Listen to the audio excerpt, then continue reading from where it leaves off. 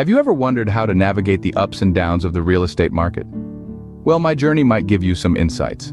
I am Nguyen Van An, a seasoned veteran in the real estate industry, with a history of dealing in property across the nation. I've had my share of triumphs, but it's the failures that have truly shaped my career. Let's rewind to the 1980s, a time when the real estate market was flourishing.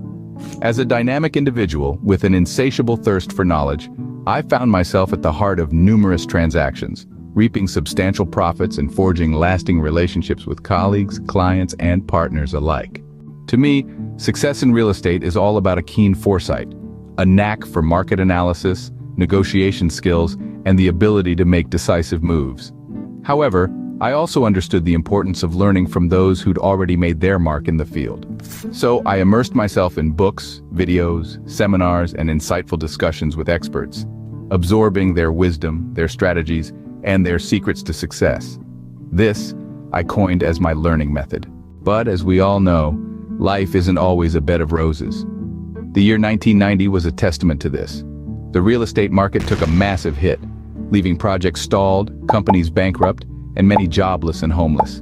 I too fell victim, losing a massive investment I had made in a project in Ho Chi Minh City. It was a crippling blow, robbing me of my assets, reputation, and credibility.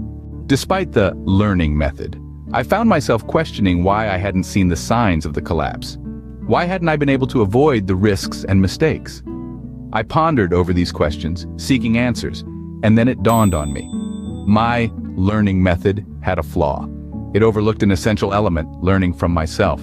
While learning from others can help steer clear of pitfalls, it isn't always the solution to one's unique challenges. Each situation is different, and what works for one may not work for another. It was a revelation that led me to understand the importance of drawing lessons from my own failures and finding solutions tailored to my circumstances. And so, I chose to rise again. I refused to let the fall of 1990 define me.